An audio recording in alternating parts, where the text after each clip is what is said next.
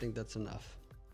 Hey, what's up, everybody? Joe Rodriguez here. And before Super Mojado tells me anything about why he feels left out, I just want to let you know, Super, that this is a technical show, so you get to come on later on tonight as we have Camilo Romero on our show.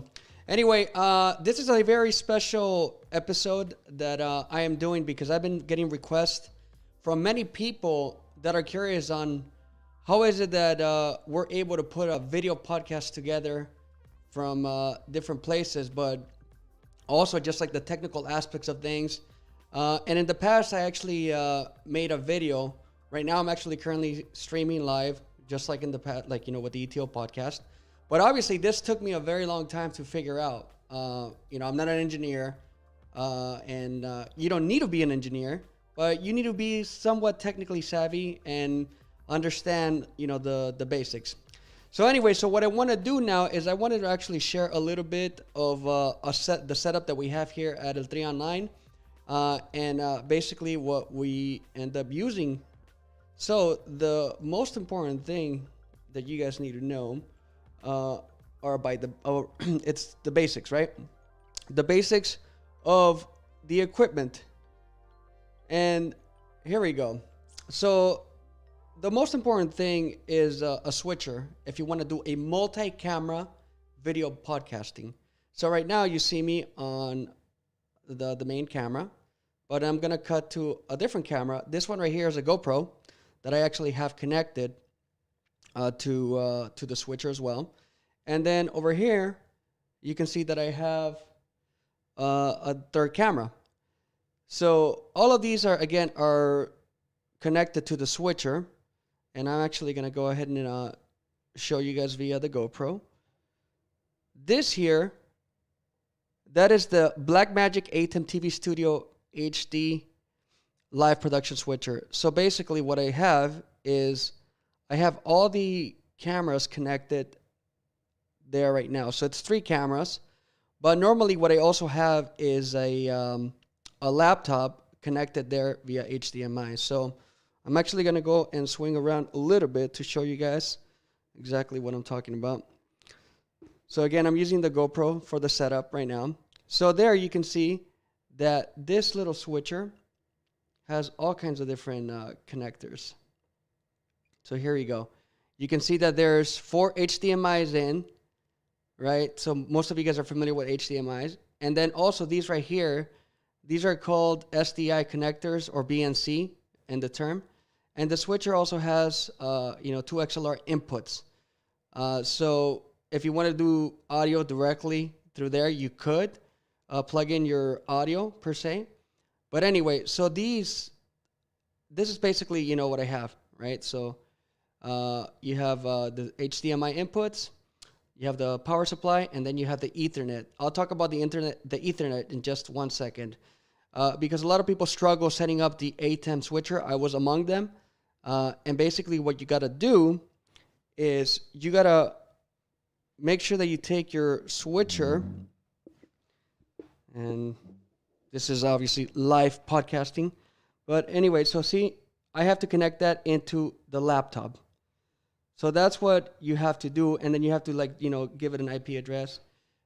Here is the actual the software control for the switcher. So it looks like a little mini switcher. Again, those of you guys that have worked in the industry probably have seen or know the switchers very well. And this is a little baby thing compared to the actual monsters that Grass Valley and other companies make. So anyway, so again, the ATEM switcher is probably the most important tool that I use, because that's what allows you to do a multi-camera shoot, right? Different cameras. Now, the other thing that I wanted to point out is that I actually ended up having to purchase this thing called the UltraStudio HD Mini. So this item was important because if you plug just your Ethernet cable to your laptop, it's not just going to work. So you need some way to send the signal. So then what I do is, again, let me swing over here, is I have the switcher connected to this UltraStudio Mini HD via the SDI cable. right? So that's how you're getting your signal, your video signal from the switcher into the UltraStudio HD. However, you still need to get that into the laptop, right? Again, I'm telling you, this is not something that, it's literally not a walk in the park. It took me a minute to figure it out, but give me just 1 second. I want to show you something real quick.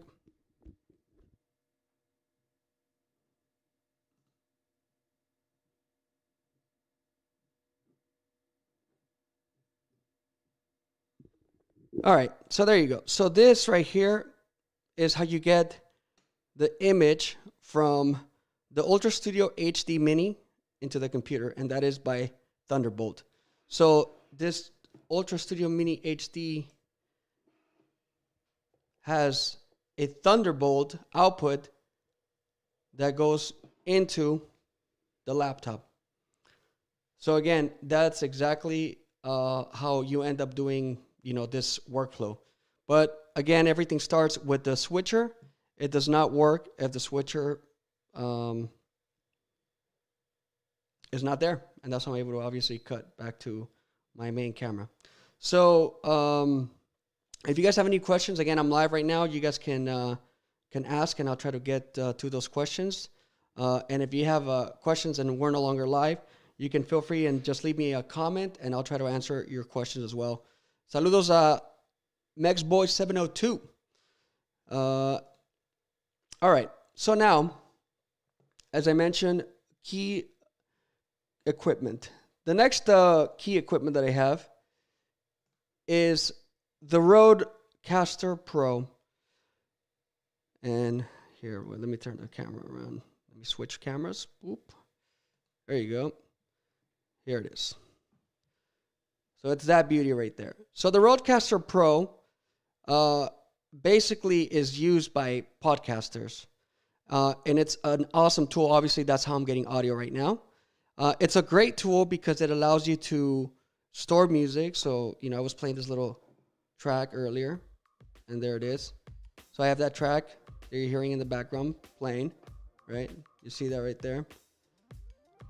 And it has 4 XLR inputs. And right now, like I said, there's my microphone. And there's my XLR inputs right there.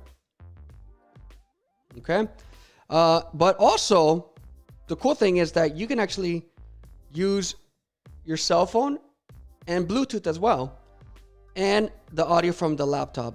So the way that this works is that you have the USB connector. Oh, and also, by the way, there's a SD card reader. It's a great tool to have because sometimes things just don't work out, and it's always great to record your audio if you're going live. But anyway, so then what you do is you plug that. I have so many things that I have plugged in. You plug that into the computer, right? And that's how you're able to get everything into your computer, right? So again, this is a great device. If you want to do just regular audio podcasts, it's fabulous. You can basically record your high quality, anyway, good quality. I don't even know what the hell I was gonna say because I just lost my words. But anyways, it allows you to plug in high quality microphones. That's what I wanted to say. To have nice pristine sound, you can plug in lavaliers as well. And then also, if somebody calls you in, you can use this as well. Everybody can listen to each other. It has like a mix minus ability, so you can actually talk, without hearing the audio. I mean, I haven't really gone too into that, but you can definitely do those types of things. This bad boy is like $600, but again, it's worth every penny, even if you're trying to just do audio podcasts. But for me, it's been fabulous because I've been able to use this for my video podcast presentations. I'm out of hand. I should have used a lavalier today. But anyway, so again, that's another one of the key components.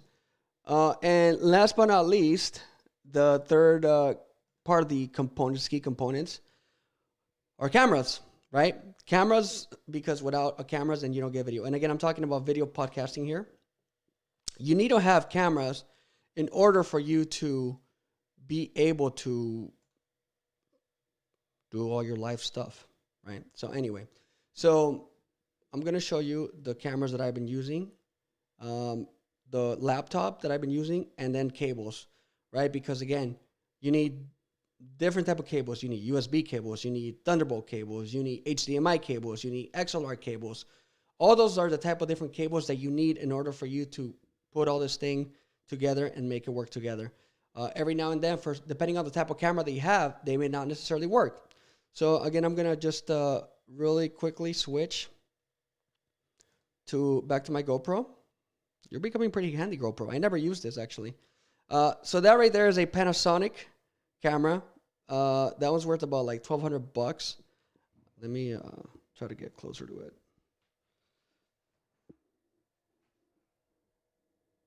So that Panasonic right there is very nice and handy. That one does 1080p. And the other thing I wanted to point out about the switcher is that all three cameras that you have, or every single camera, has to have the same output. For example, this is 1080 60p. So you have to make sure that your cameras are set up to 1080 60p, right? So anyway, going back to that Panasonic. So I have all three of them, but this is not our studio setup. Our studio setup is elsewhere, but because of COVID-19, obviously, I have not been able to shoot from the studio. But that's where I have three of these cameras right there. Those are my favorite. You can also use Blackmagic's cameras. You know, that's an option. And then here's another one right there. This is another camera. This is well, no, actually not a DSLR. It's a mirrorless camera. But you can also use an SLR camera. But this is an awesome camera. These give you outstanding picture, outstanding quality, and you can connect a what do you call this thing? A mini HDMI. So I have that adapted. Hold on seconds, because again, I'm like trying to improvise here. I have that going straight here, right? And I'm using a mini HDMI to be able to get this done. All right, and then last but not least, let me switch this thing here.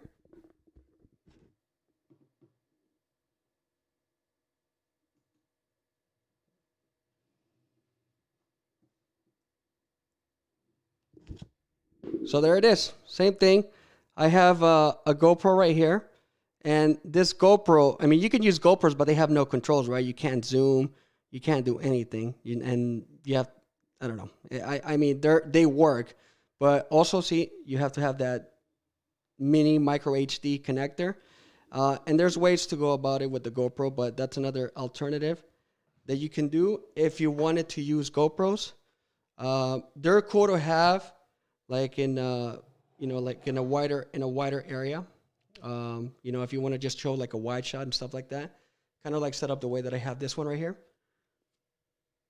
You know, so if you wanted to do that, but the quality of this one that I'm on right now, the Sony, is fabulous. I mean, that gives you like very nice, pristine images.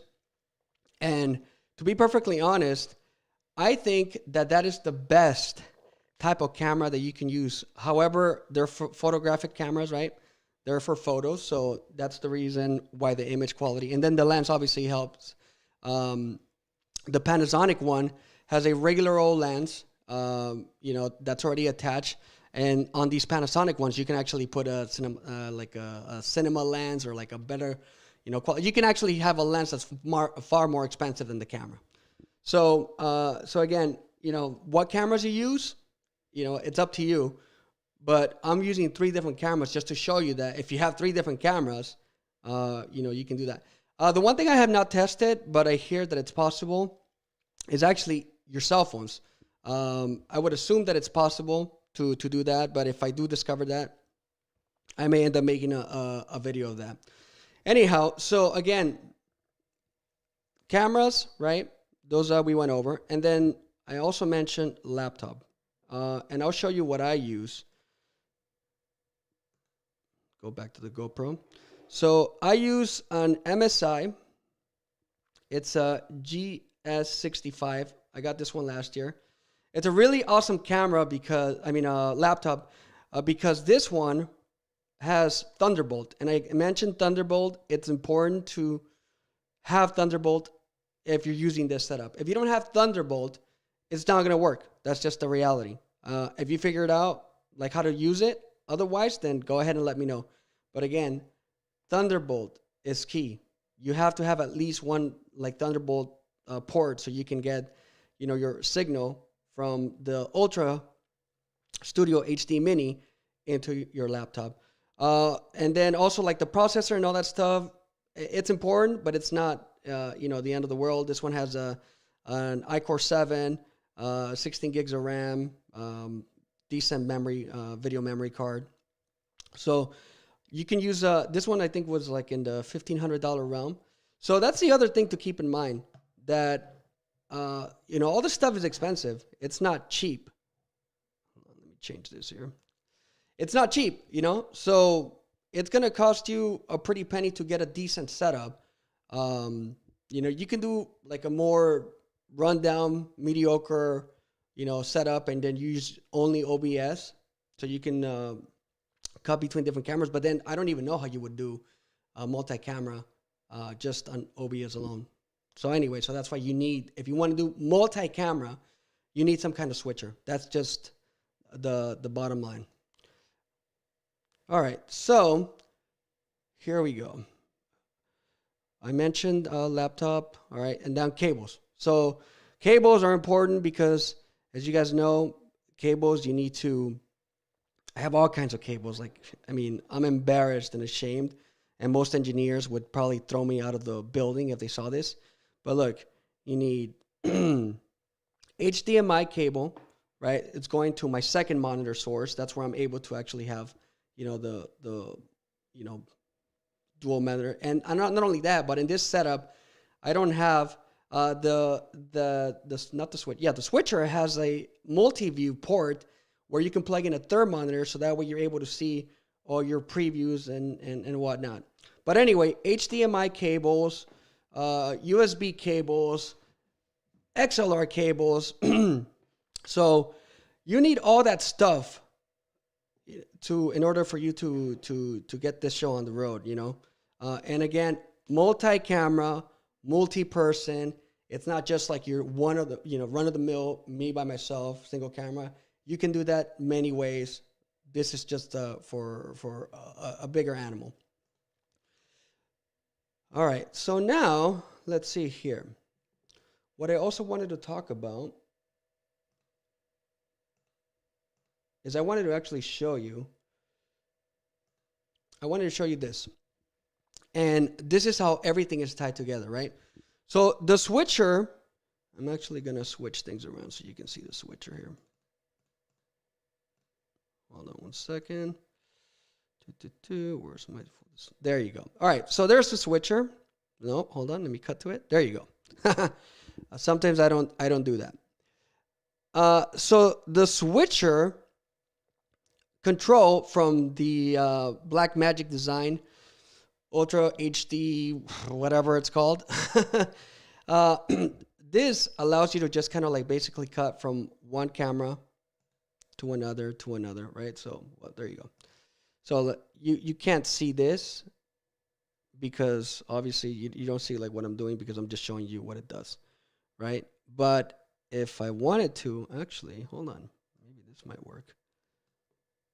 I'm actually going to try to shrink things down a little bit just so we can bring this.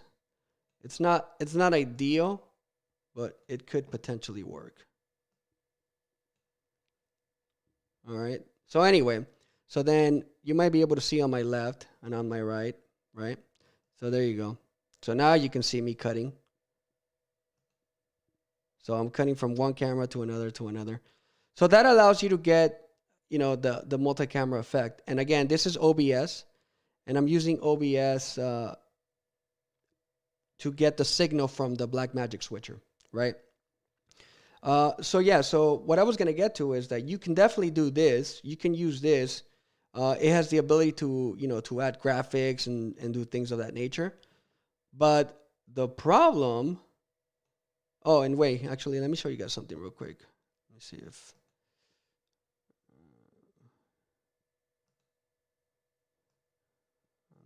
There you go. So split screen, right? So it shows. See how you can see the split screen. Actually, what I'm gonna do is I'm gonna switch to the ATEM. There you go, and boom. That way you can see the split screen. So the switcher allows you to do that. It allows you to do a split screen, right? So those are like the cool things that the thing allows you to do, kind of like on the fly with with the sources that you have. And then this is where OBS comes in. So I'm actually gonna expand this a little bit, and I'm gonna show you guys what OBS does. There you go. All right. So here's where OBS comes in, and it's huge and it's important. OBS basically, so here's the setup that I have for OBS. So I have a Blackmagic design device, right? So it allows you to basically add a device here. And because it detects it thanks to the Thunderbolt support, right? So that's the way that it detects it. Thunderbolt support allows for it to detect it. Hold on. Actually, I should have gone back to this. There you go. That's what I needed to go to. Okay. So going back to what I was saying. All right. So you can set up different scenes, and I have a bunch of different ones right here. But this one that I set up for today basically allows you to add different things. Yeah, subscribe. I forgot about that one. I did do that. Please subscribe to our channel. Show us some support. It'd be really, really great if you guys helped us out. All right. But anyway, that's not the point. The point is that it actually allows you to insert different graphics, right? It allows you to there you go. So we can throw this one on there. So this allows you to kind of just go back and forth, right? So here I went from full display all the way to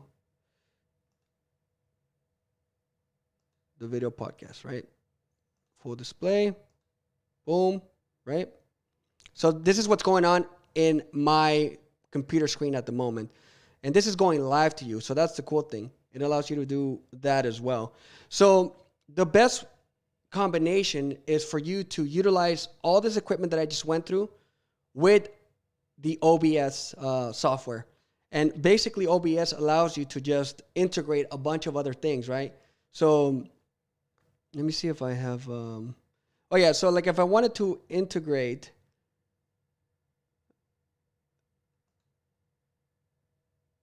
like a video, and hopefully this one works here.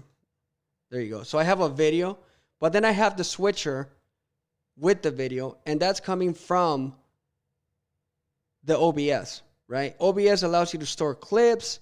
It allows you to,